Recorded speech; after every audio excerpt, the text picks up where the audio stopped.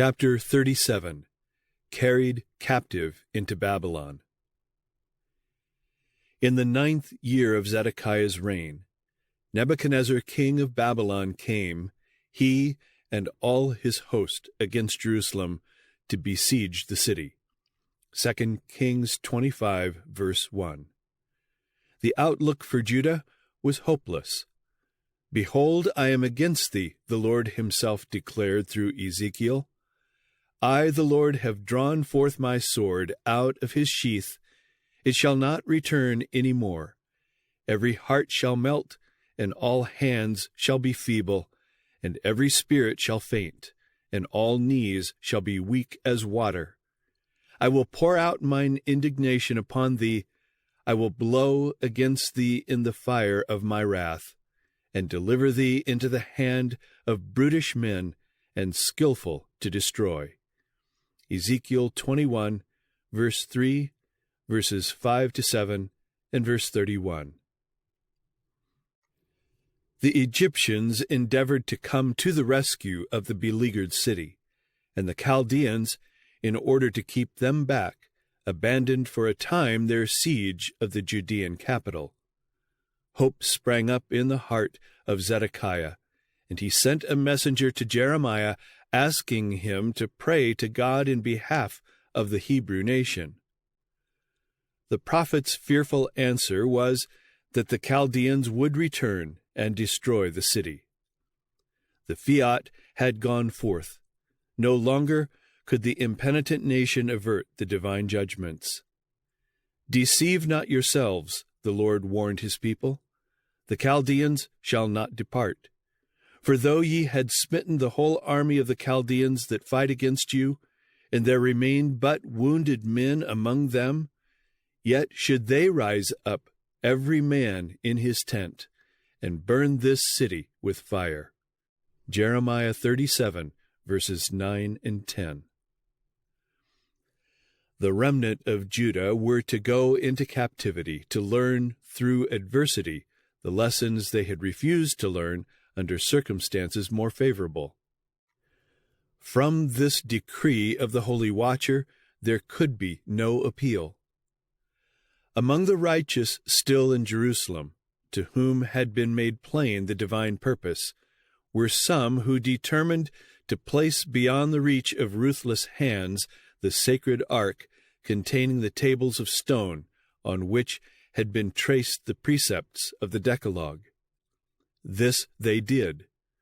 With mourning and sadness they secreted the ark in a cave, where it was to be hidden from the people of Israel and Judah because of their sins, and was to be no more restored to them. That sacred ark is yet hidden. It has never been disturbed since it was secreted. For many years Jeremiah had stood before the people as a faithful witness for God. And now, as the fated city was about to pass into the hands of the heathen, he considered his work done and attempted to leave, but was prevented by a son of one of the false prophets, who reported that Jeremiah was about to join the Babylonians, to whom he had repeatedly urged the men of Judah to submit. The prophet denied the lying charge, but nevertheless the princes were wroth with Jeremiah, and smote him, and put him in prison. Verse 15. The hopes that had sprung up in the hearts of princes and people when the armies of Nebuchadnezzar turned south to meet the Egyptians were soon dashed to the ground. The word of the Lord had been, "Behold, I am against thee, Pharaoh king of Egypt. The might of Egypt was but a broken reed." All the inhabitants of Egypt, inspiration had declared, shall know that I am the Lord, because they have been a staff of reed to the house of Israel. I will strengthen the arms of the king of Babylon, and the arms of Pharaoh shall fall down, and they shall know that I am the Lord, when I shall put my sword into the hand of the king of Babylon, and he shall stretch it out upon the land of Egypt. Ezekiel 29, verses 3 and 6, chapter 30, verse 25. While the princes of Judah were still vainly looking toward Egypt for help, King Zedekiah, with anxious foreboding, was thinking of the prophet of God that had been thrust into prison. After many days the king sent for him and asked him secretly, "Is there any word from the Lord?" Jeremiah answered, "There is, for, said he, thou shalt be delivered into the hand of the king of Babylon." Moreover, Jeremiah said unto King Zedekiah, "What have I offended against thee, or against thy servants, or against this people, that ye have put me in prison? Where are now your prophets which prophesied unto you, saying, The king of Babylon shall not come against you, nor against this land? Therefore hear now, I pray thee, O my lord, the king. Let my supplication, I pray thee, be accepted before thee, that thou cause me not to return to the house of Jonathan the scribe, lest I die there." Jeremiah 37, verses 17 to 20.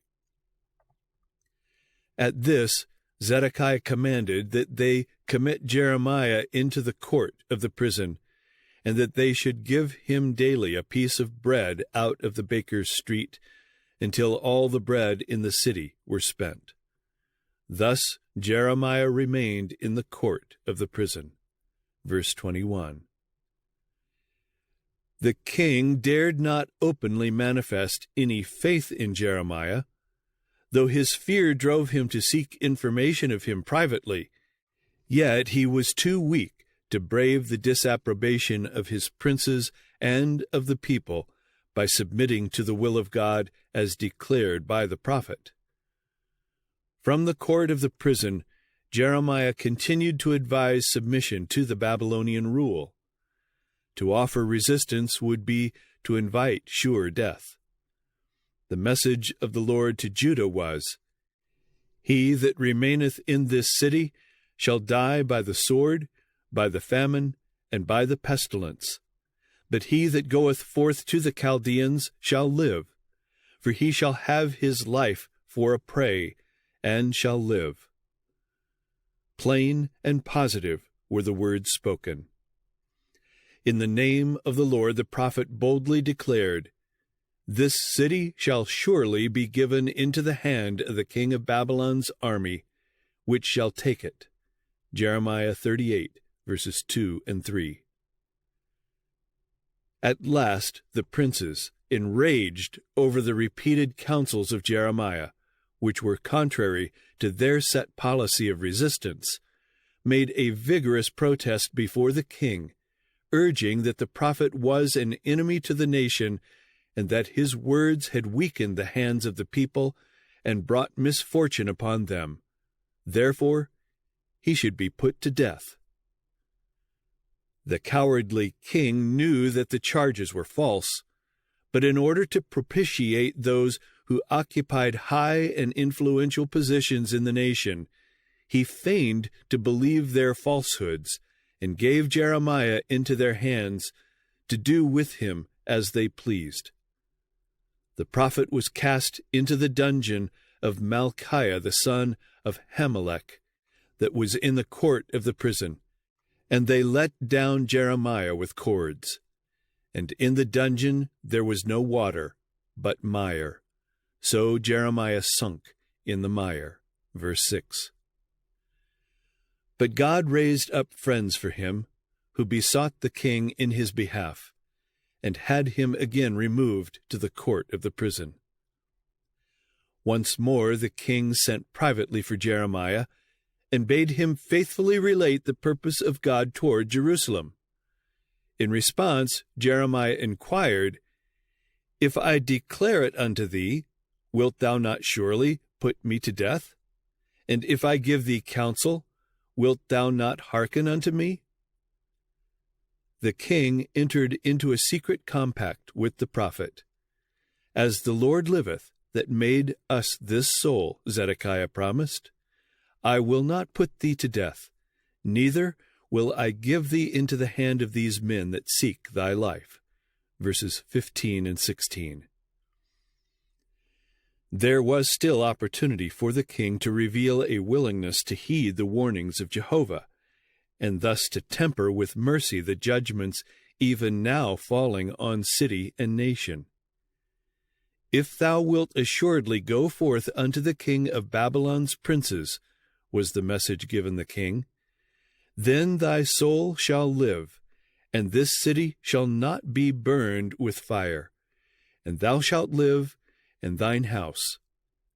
But if thou wilt not go forth to the king of Babylon's princes, then shall this city be given into the hand of the Chaldeans, and they shall burn it with fire, and thou shalt not escape out of their hand. I am afraid of the Jews that are fallen to the Chaldeans, the king replied, lest they deliver me into their hand, and they mock me. But the prophet promised, They shall not deliver thee. And he added the earnest entreaty, Obey, I beseech thee, the voice of the Lord, which I speak unto thee. So it shall be well unto thee, and thy soul shall live. Verses 17 to 20. Thus, even to the last hour, God made plain his willingness to show mercy to those who would choose to submit to his just requirements. Had the king chosen to obey, the lives of the people might have been spared and the city saved from conflagration. But he thought he had gone too far to retrace his steps. He was afraid of the Jews, afraid of ridicule, afraid for his life. After years of rebellion against God, Zedekiah thought it too humiliating to say to his people, I accept the word of the Lord, as spoken through the prophet Jeremiah. I dare not venture to war against the enemy in the face of all these warnings. With tears, Jeremiah entreated Zedekiah to save himself and his people. With anguish of spirit, he assured him that unless he should heed the counsel of God, he could not escape with his life, and all his possessions would fall to the Babylonians. But the king had started on the wrong course, and he would not retrace his steps. He decided to follow the counsel of the false prophets and of the men whom he really despised, and who ridiculed his weakness in yielding so readily to their wishes. He sacrificed the noble freedom of his manhood and became a cringing slave to public opinion. With no fixed purpose to do evil, he was also without resolution to stand boldly for the right. Convicted though he was of the value of the counsel given by Jeremiah, he had not the moral stamina to obey, and as a consequence he advanced steadily in the wrong direction. The king was even too weak to be willing that his courtiers and people should know that he had held a conference with Jeremiah. So fully had the fear of man taken possession of his soul. If Zedekiah had stood up bravely and declared that he believed the words of the prophet, already half fulfilled, what desolation might have been averted. He should have said, I will obey the Lord and save the city from utter ruin. I dare not disregard the commands of God because of the fear or favor of man. I love the truth, I hate sin, and I will follow the counsel of the Mighty One of Israel. Then the people would have respected his courageous spirit, and those who were wavering between faith and unbelief would have taken a firm stand for the right. The very fearfulness and justice of this course would have inspired his subjects with admiration and loyalty. He would have had ample support, and Judah would have been spared the untold woe of carnage and famine and fire. The weakness of Zedekiah was a sin for which he paid a fearful penalty. the enemy swept down like a resistless avalanche and devastated the city. The Hebrew armies were beaten back in confusion. The nation was conquered. Zedekiah was taken prisoner, and his sons were slain before his eyes. The king was led away from Jerusalem a captive. His eyes were put out, and after arriving in Babylon, he perished miserably. The beautiful temple that for more than 4 centuries had crowned the summit of Mount Zion was not spared by the Chaldeans. They burnt the house of God, and brake down the wall of Jerusalem, and burnt all the palaces thereof with fire, and destroyed all the goodly vessels thereof.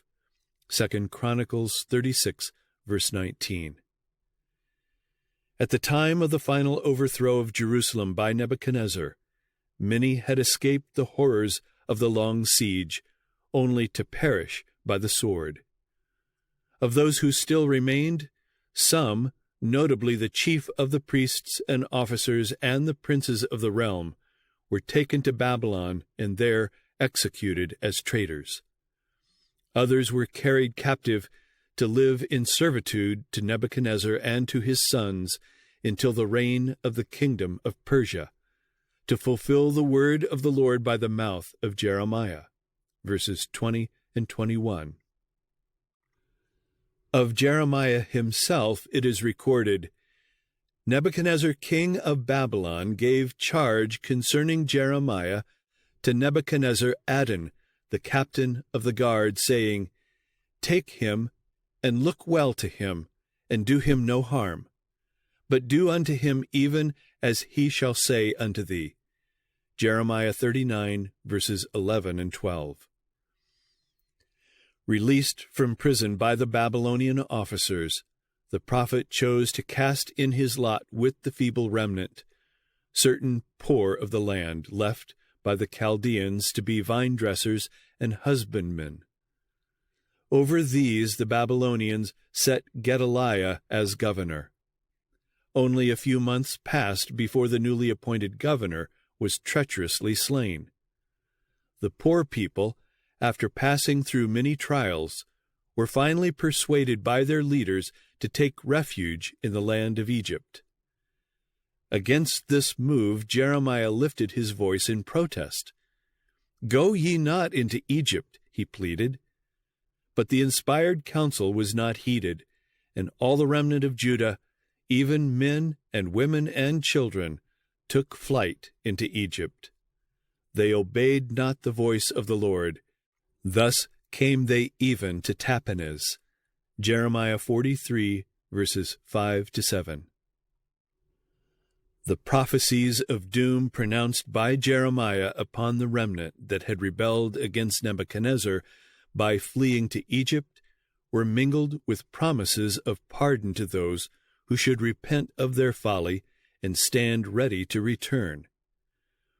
While the Lord would not spare those who turned from his counsel to the seductive influences of Egyptian idolatry, yet he would show mercy to those who should prove loyal and true. A small number that escape the sword shall return out of the land of Egypt into the land of Judah, he declared, and all the remnant of Judah that are gone into the land of Egypt to sojourn there shall know whose words shall stand, mine or theirs. Jeremiah 44, verse 28. The sorrow of the prophet over the utter perversity of those who would have been the spiritual light of the world, his sorrow over the fate of Zion and of the people carried captive to Babylon, is revealed in the lamentations he has left on record as a memorial of the folly of turning from the counsels of Jehovah to human wisdom. Amid the ruin wrought, Jeremiah could still declare, It is of the Lord's mercies that we are not consumed. And his constant prayer was, Let us search and try our ways, and turn again to the Lord. Lamentations 3, verses 22 and 40.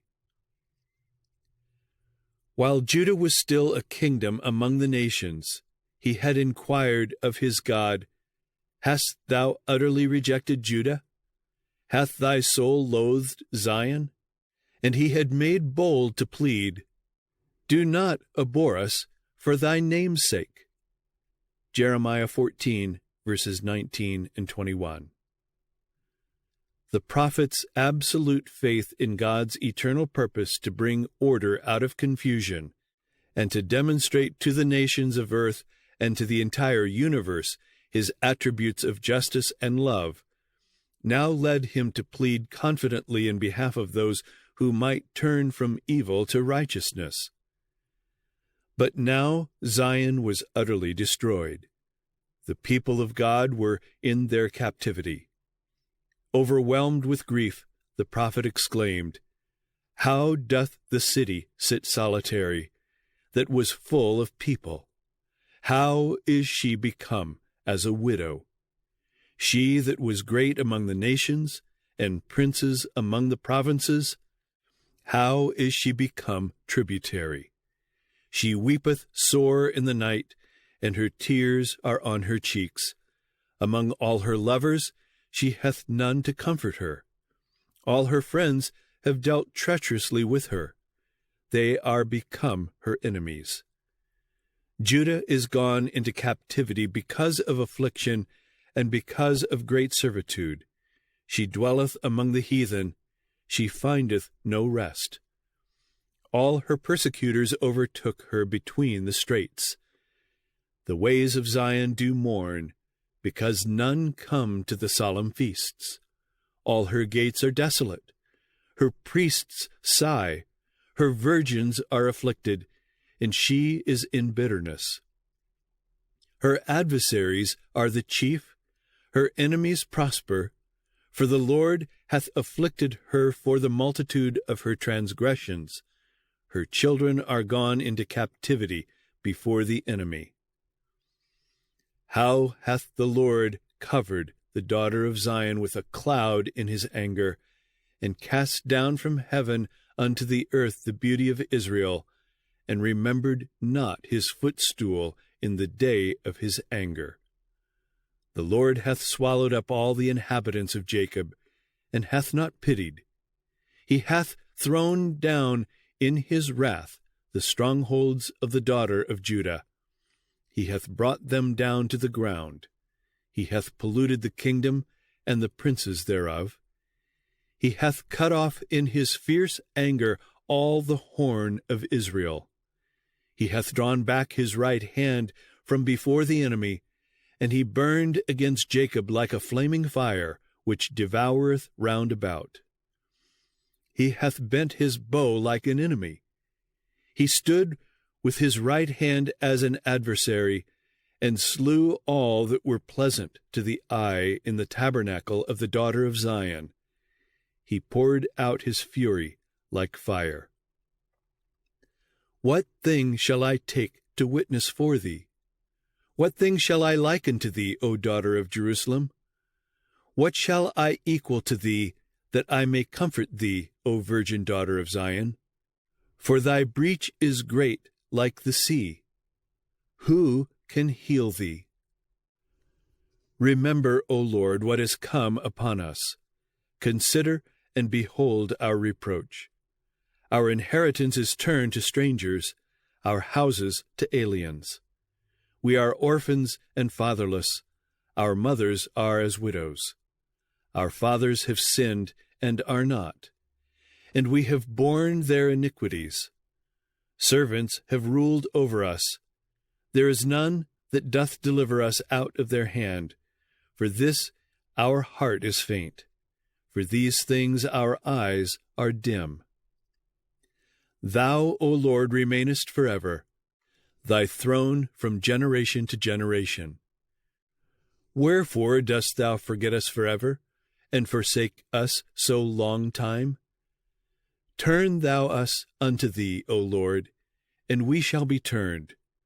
Renew our days as of old.